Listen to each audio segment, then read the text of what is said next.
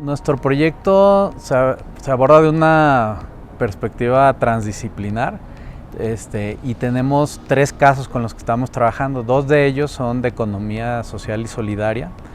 Uno es un caso de una empresa social de productores de limón con quien hemos estado trabajando, acompañándolos en todo su proceso desde hace varios años desde el CIES. Y el otro proyecto productivo es de una alumna de la MACDES, que es la maestría en Economía Social del CIES. Y hay otro caso que no es propiamente de Economía Social y Solidaria, que Adriana les puede platicar. Sí, decidimos integrar este caso, que es el caso de un consejo de autoridades de 10 comunidades en la costa de Guerrero, que están luchando por el agua. Y entonces nos hace mucho sentido el uso de los diferentes recursos territoriales. En el caso de Anahuitzuki somos barro, recursos muy específicos, el limón y el barro, y en el caso de las comunidades de Guerrero estamos hablando del agua, una zona que produce una buena parte, capta el suministro de agua para el resto de la cuenca.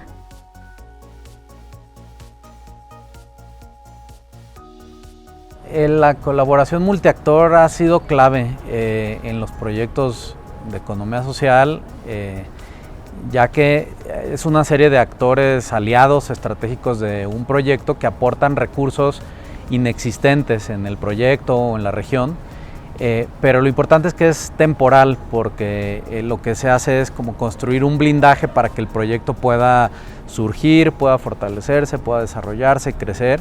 Ir generando capacidades propias para que en algún tiempo sea un proyecto completamente autónomo de las personas que lo integran. Y bueno, la perspectiva transdisciplinar nos da totalmente la cancha para que esto sea un ejercicio multiactor. O sea, no podemos hablar solamente desde la academia, sino tratamos de traernos no solamente las voces, sino los intereses, los valores, las preocupaciones de otra gente que está pues, en el territorio viviendo. En algunos casos las cooperativas o las mismas comunidades, en otros casos autoridades de diferentes niveles de gobierno. Entonces hay mucha oportunidad para estos laboratorios del mundo real, ¿no? que conocemos, donde la academia, pues el papel principal que tiene es aprender, entender, explicar estos procesos para mirar si pueden ser de utilidad en otras regiones, en otras comunidades.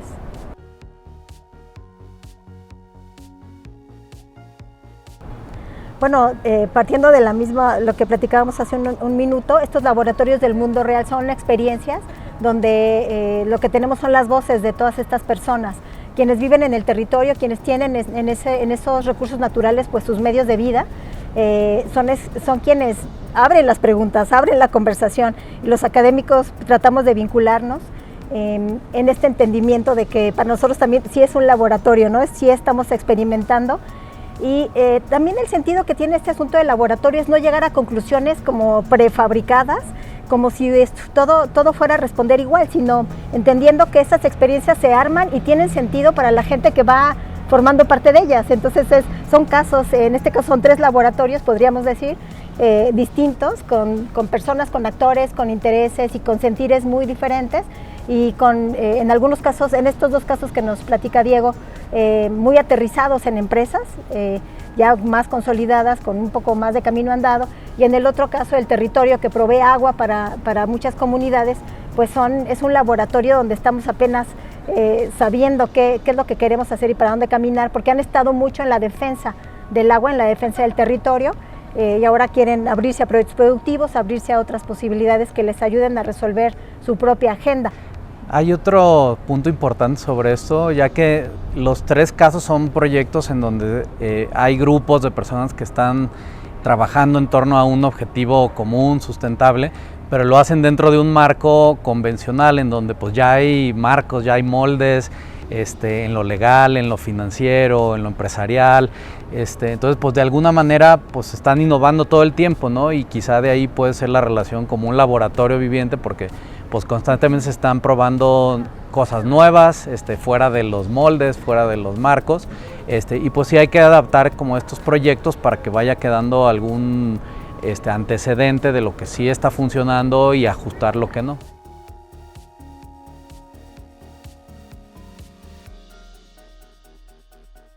Las empresas sociales y solidarias, por definición, buscan ambas cosas, ¿no? Tener una sustentabilidad y sostenibilidad económica para que puedan funcionar a través de la generación de ingresos, de la rentabilidad, de la eficiencia, de la productividad, pero también buscan orientar esa generación de beneficios para tener un impacto social y ambiental digamos, en quienes los integran y en sus territorios, en sus comunidades, ¿no? Entonces siempre va a existir una tensión entre estos dos beneficios, ¿no? El económico, el social, pero ahí lo importante es que existan los espacios y los mecanismos y que sean espacios inclusivos, ¿no? O sea, donde participen personas que integran el proyecto en todos los niveles y también personas, por ejemplo, de las instituciones aliadas, como somos ahorita de la Ibero y algunos otros aliados de estos proyectos, para que haya una constante pues evaluación, reflexión y un consenso de acción, ¿no? Entonces sí requiere tener como este mecanismo y estos espacios para lograr este equilibrio.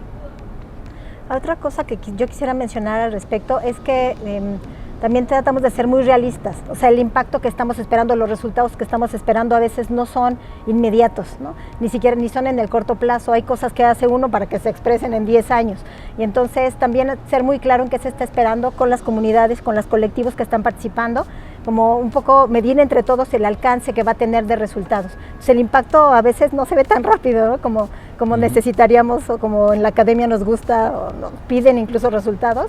Son cosas que se van gestando en el mediano y largo plazo, algunas sí en el corto, pero la mayor parte no. Entonces hay que ser muy claro en no generar expectativas falsas, digamos, entre los colectivos y los grupos que están participando, que estamos participando.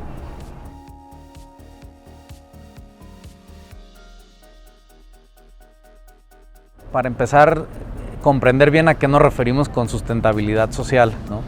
Desde aquí, de la Ibero, en la Ciudad de México, pues podemos entender algo por el bien común, ¿no? Que es como el tema central del trabajo que estamos haciendo, pero en los casos que acompañamos, que son parte de este trabajo, de esta investigación, pues pueden entender otra cosa, o puede ser inclusive lo mismo, pero se entiende de diferente manera o le llaman de diferente manera. Entonces sí, lo primero que hemos hecho es involucrar a las personas de los casos para entender lo que están haciendo en sus proyectos, en sus organizaciones, qué es lo que entienden por un bien común, por la sustentabilidad, y ya que estamos hablando de lo mismo, entonces sí hemos podido avanzar en entender cómo estos proyectos lo están promoviendo y por supuesto que es algo que le puede servir a otros proyectos similares. Bueno, la sustentabilidad pues tenemos como mucho que platicar de eso, ¿no? O sea, para quién la sustentabilidad, desde qué perspectiva. En términos de la sustentabilidad social tendríamos que hablar de derechos, tendríamos que hablar de valores, de percepción. Y entonces, pues, el proyecto está muy metido en entender desde dónde las comunidades, o estos grupos al menos, están partiendo para tomar decisiones que les permitan mantener su vida en comunidad, que permita mantener la propia viabilidad del territorio, ¿no? O sea, que se hagan estas actividades económicas, estas decisiones que tienen que ver con la vida social, sin poner en riesgo también la viabilidad ecológica, ¿no? Del territorio. Entonces este equilibrio es muy importante cuando hablamos de sustentabilidad, y creo que todas las regiones en el mundo la están buscando. O sea, a nivel local, las comunidades locales, los pueblos indígenas son dueños o poseedores o usuarios al menos de la tercera parte del planeta. Entonces, estos equilibrios, si logramos entenderlos mejor, entender cuáles son los referentes y los factores que están jugando ahí como determinantes, pues vamos a poder proponer para otros casos, para otras regiones de México y del mundo, estas formas de equilibrar, ¿no? Porque en realidad, todos somos locales de algún lado, ¿no? Somos los locales del vecindario, de la colonia o de la comunidad, y tratamos de tener esos equilibrios, yo creo que todos, ¿no? Entonces, por ahí podrían ser de utilidad los aprendizajes para otros.